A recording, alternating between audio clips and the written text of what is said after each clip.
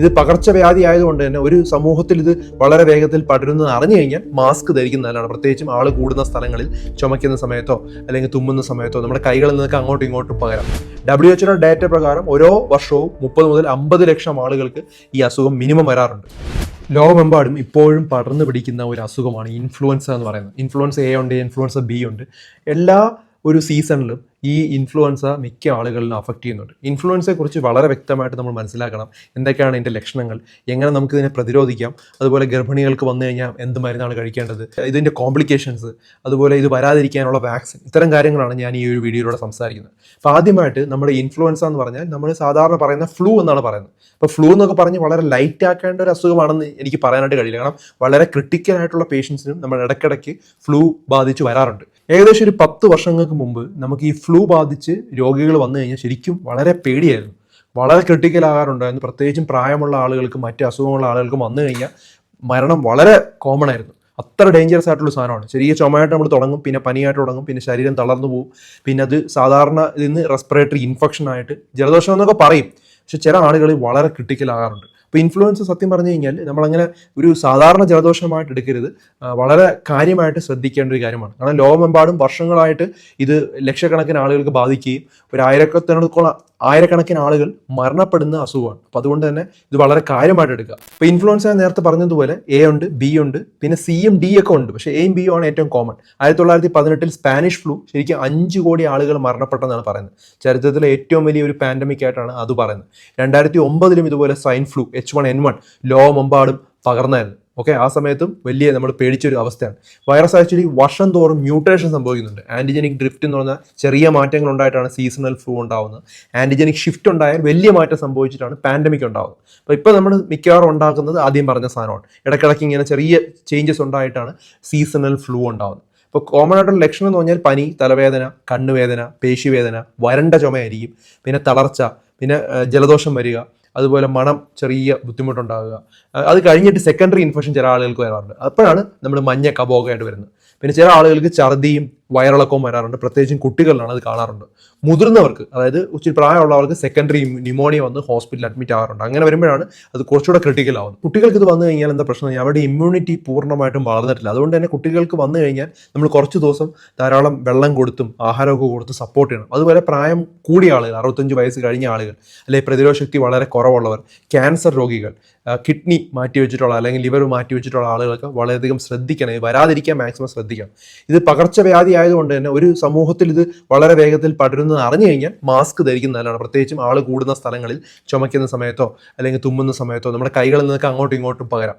പ്രത്യേകിച്ചും സ്കൂൾ തുടങ്ങുന്ന സമയത്ത്, അതുപോലെ ഒരു വളരെ കൂട്ടങ്ങളിലൊക്കെ പോകുന്ന സമയത്തൊക്കെ നമ്മൾ ശ്രദ്ധിക്കണം. WHO ഡാറ്റ പ്രകാരം ഓരോ വർഷവും 30 മുതൽ 50 ലക്ഷം ആളുകൾക്ക് ഈ അസുഖം മിനിമം വരാറുണ്ട്. ഇപ്പോൾ കോവിഡും ഇൻഫ്ലുവൻസയും തമ്മിലുള്ള സാമ്യം എന്ന് പറഞ്ഞാൽ രണ്ടും വൈറസ് ഇൻഫെക്ഷനാണ്. പക്ഷെ ഡെത്ത് റേറ്റ് വ്യത്യാസം ഉണ്ടെന്നേ ഉള്ളൂ. കോവിഡ് ആദ്യകാലത്ത് വളരെ കൂടുതൽ മരണമായിരുന്നു. പിന്നെ അതും ഇൻഫ്ലുവൻസയും ആദ്യകാലത്ത് വലിയ മരണനിരക്കായിരുന്നു. ഇപ്പം അത് കുറഞ്ഞു വരുന്നു. പക്ഷെ ഇപ്പോഴും ഈ ആൻറ്റിജനിക് ഷിഫ്റ്റും ഡ്രിഫ്റ്റും കാരണം ഇത് മാറുന്നുണ്ട്. റാപ്പിഡ് ആൻറ്റിജൻ ടെസ്റ്റ് ചെയ്യാൻ അല്ലെങ്കിൽ RT-PCR ചെയ്യുമ്പോഴാണ് ഇത് കണ്ടുപിടിക്കാനായിട്ട് പറ്റുന്നത്. പക്ഷേ ഡോക്ടറിന് ലക്ഷണം വെച്ച് തന്നെ മിക്ക ആളുകൾക്ക് അറിയാനായിട്ട് വരും. കാരണം ഇപ്പോൾ വരുന്ന മിക്ക പനികളും ഈ ഒരു ഫ്ലൂ തന്നെയാണ്. ഇതിൻ്റെ ട്രീറ്റ്മെൻറ്റ് എന്ന് പറഞ്ഞാൽ സപ്പോർട്ടീവ് ട്രീറ്റ്മെൻ്റ് ആണ്. വിശ്രമം കൊടുക്കുക, ധാരാളം വെള്ളം കുടിക്കാനായിട്ട് കൊടുക്കുക, കഞ്ഞിവെള്ളമൊക്കെ വളരെ നല്ലതാണ്. ഇതിന് സ്പെസിഫിക് ആയിട്ടുള്ള മരുന്നുണ്ട്. അതായത് നമ്മൾ ടാമി ഫ്ലൂ എന്നുള്ള മരുന്നുണ്ട്, അല്ലെങ്കിൽ ഒസൾട്ടാമാവിർ എന്ന് പറയും. ഈ മരുന്ന് ആക്ച്വലി ഉടനെ കൊടുക്കണം. അതായത് കണ്ടുപിടിച്ച് ഉടനെ ആൻറ്റിവൈറൽ മരുന്ന് കൊടുത്താൽ എഫക്റ്റീവാണ്. സെനാമെവർ എന്നുള്ള മരുന്നുണ്ട്. ഇത് 48 മണിക്കൂറിനകത്ത് കൊടുത്താൽ കുറച്ചുകൂടെ എഫക്റ്റീവാണ്. 72 മണിക്കൂർ കഴിഞ്ഞാൽ പിന്നെ കൊടുത്തിട്ട് കാര്യമില്ല. ആൻറ്റിബയോട്ടിക് ശരിക്കും ഇതിന് കൊടുക്കരുത്. കാരണം ഇത് ബാക്ടീരിയൽ ഇൻഫെക്ഷൻ അല്ല, ഇതൊരു വൈറൽ ഇൻഫെക്ഷനാണ്. അപ്പോൾ അതുകൊണ്ട് തന്നെ ആൻറ്റിബയോട്ടിക് കൊടുക്കേണ്ടത് എപ്പോഴാണ്? നമുക്ക് സെക്കൻഡറി ഇൻഫെക്ഷൻ ഡോക്ടർ ഉണ്ടെന്ന് തോന്നുവാണെങ്കിൽ മാത്രമേ കൊടുക്കാവൂ. വർഷം തോറും ഇങ്ങനെ മാറുന്നത് കൊണ്ടാണ് നമ്മൾ സീസണൽ ഫ്ലൂ വാക്സിൻ എടുക്കാനായിട്ട് പറയുന്നത്. അത് വാക്സിൻ ഞാൻ ഈ വർഷം എടുത്താണ്, കഴിഞ്ഞ 10 വർഷമാണ് എടുക്കുന്നുണ്ട്. 6 മാസം കഴിഞ്ഞ കുട്ടികൾക്ക് മുതൽ മുതിർന്നവർക്ക് വരെ എടുക്കാനായിട്ട് പറ്റും. ഗർഭിണികൾക്കും എടുക്കാവുന്ന വാക്സിൻ തന്നെയാണ് ഇൻഫ്ലുവൻസ വാക്സിൻ. പിന്നെ മുതിർന്നവർക്ക് ഇപ്പം ഡബിൾ ഡോസ് എടുക്കണമെന്നാണ് പറയുന്നത്. അതായത് ഇപ്പോൾ ഡോസ് കൂട്ടിയിട്ടുണ്ട്. കാരണം അത് കുറച്ചുകൂടെ പൂർണ്ണമായിട്ട് പ്രൊട്ടക്ഷൻ കിട്ടാൻ വേണ്ടി അത് ഹെൽപ്പ് ചെയ്യും. വാക്സിൻ എടുത്തു കഴിഞ്ഞാൽ ഫ്ലൂ പിടിക്കും എന്ന് പറയുന്നത് ശരിയല്ല. ശരിക്കും ഇതൊരു ഹേർഡ് ഇമ്മ്യൂണിറ്റിയാണ്. അതായത് വലിയൊരു സമൂഹത്തിന് സംരക്ഷണം നൽകുകയാണ് ചെയ്യുന്നത്. അപ്പം നിങ്ങൾക്ക് വന്നാലും അതിൻ്റെ ലക്ഷണം വളരെയധികം കുറവായിരിക്കും. അതുകൊണ്ട് എടുക്കുന്നതാണ് ഏറ്റവും നല്ലത്. കാരണം വർഷങ്ങളായിട്ട് ഞങ്ങൾ എടുക്കുന്നുണ്ട്. ഞങ്ങളുടെ മാൻഡേറ്ററി ആണ്, എടുത്തേ പറ്റുള്ളൂ. അതുകൊണ്ട് ഞങ്ങൾ ഗവൺമെൻറ്റിലുള്ള എല്ലാ ഡോക്ടേഴ്സും നിർബന്ധമായിട്ട് ഞങ്ങൾ എടുക്കാറുണ്ട്. എത്രയോ ലക്ഷക്കണക്കിന് വാക്സിനാണ് നമ്മളിവിടെ എടുക്കുന്നത്. ഇപ്പോൾ എടുക്കുന്നുണ്ട്, വർഷങ്ങളായിട്ട് നമുക്ക് അസുഖങ്ങൾ വരുന്നത് ലിമിറ്റ് കുറവാണ്. കാരണം നമ്മൾ കാണുന്ന രോഗികൾ അത്രമാത്രം ക്രിട്ടിക്കൽ ആയതുകൊണ്ട് നമുക്ക് വരാൻ വളരെയധികം സാധ്യത ഉള്ളതുകൊണ്ട് നമ്മളിത് പ്രൊട്ടക്ഷൻ വേണ്ടതാണ്. ഇത് ഓരോ വർഷവും എടുക്കണമെന്ന് വെച്ചാൽ ഓരോ വർഷവും വാക്സിൻ എടുത്തിരിക്കണം. കാരണം അത് മാറി മാറി വരുന്നത് കൊണ്ട് ഓരോ വർഷത്തിൻ്റെയും പുതിയ സ്ട്രെയിൻ ഉണ്ടായിട്ടാണ് ഇപ്പം നമ്മൾ വാക്സിൻ ഇറങ്ങുന്നത്. അപ്പോൾ അതുകൊണ്ട് തന്നെ ഓരോ വർഷവും നമ്മൾ എടുക്കണം. അപ്പോൾ കഴിഞ്ഞ വർഷവും ഞാൻ എടുത്തിരുന്നു, ഈ വർഷവും ഇപ്പോൾ എടുത്തു. എന്തൊക്കെ ആഹാരങ്ങളാണ് ഇൻഫ്ലുവൻസ ഉള്ളപ്പോൾ കൊടുക്കാമെന്ന് പറഞ്ഞാൽ എളുപ്പം ദഹിക്കുന്ന എന്ത് ആഹാരം വേണമെങ്കിൽ കൊടുക്കാം. ഇനിയിപ്പം ഒരു സമയത്ത് ബിരിയാണി കഴിച്ചെന്ന് പറഞ്ഞാൽ ഒരു പ്രശ്നമൊന്നുമില്ല, മുട്ട കൊടുക്കുന്നതുകൊണ്ടും കുഴപ്പമൊന്നുമില്ല. പിന്നെ കഞ്ഞിവെള്ളം ധാരാളം കുടിക്കുന്നത് നല്ലതാണ്. നമ്മുടെ ഈ കരിക്കിൻ്റെ വെള്ളം കുടിക്കുന്നത് വളരെയധികം നല്ലതാണ്. മീനും ഇറച്ചിയൊക്കെ കഴിക്കുന്നതിന് കുഴപ്പമൊന്നുമില്ല, മീനൊക്കെ കറി വെച്ച് കഴിക്കാം, അമിതമായിട്ട് എണ്ണ ഇടാതിരിക്കുന്നതാണ് നല്ലത്. അതുപോലെ ചിക്കൻ്റെ സൂപ്പ് അല്ലെങ്കിൽ മട്ടൻ്റെ സൂപ്പൊക്കെ കുടിക്കുന്നതും നല്ലത് തന്നെയാണ്. ഇതൊക്കെ പെട്ടെന്ന് ആരോഗ്യം മെച്ചപ്പെടാൻ വേണ്ടി ഹെൽപ്പ് ചെയ്യുന്ന മാർഗ്ഗങ്ങളാണ്. എന്താണോ എളുപ്പം ദഹിക്കുന്ന ആ ആഹാരങ്ങൾ കൊടുക്കാം. കുറച്ചായിട്ട് കൊടുക്കുക, ഒത്തിരി ഒറ്റയടിക്ക് കൊടുക്കാതെ കുറച്ചായിട്ട് കൊടുക്കുക. പിന്നെ പനിയുടെ മരുന്ന് അറിയാമല്ലോ, പാരസെറ്റമോൾ കൊടുക്കുന്നതുകൊണ്ട് കുഴപ്പമൊന്നുമില്ല. അതും 102 മുകളിലേക്ക് ടെമ്പറേച്ചർ നിൽക്കുവാണ് ആ കുട്ടിക്ക് അല്ലെങ്കിൽ ആ രോഗിക്ക് അത് താങ്ങാനായിട്ട് പറ്റുന്നില്ലെങ്കിൽ പാരസെറ്റമോൾ കൊടുക്കാം. ഇപ്പം മുതിർന്നവരാണെങ്കിൽ 650 മില്ലിഗ്രാമിൻ്റെ ഒരു ടാബ്ലറ്റ് കൊടുക്കാം, അല്ലെങ്കിൽ 500 മില്ലിഗ്രാമിൻ്റെ 2 ടാബ്ലറ്റ്, 1000 മില്ലിഗ്രാം വളരെ ശക്തമായ പനി ഉണ്ടെങ്കിൽ കൊടുക്കാം.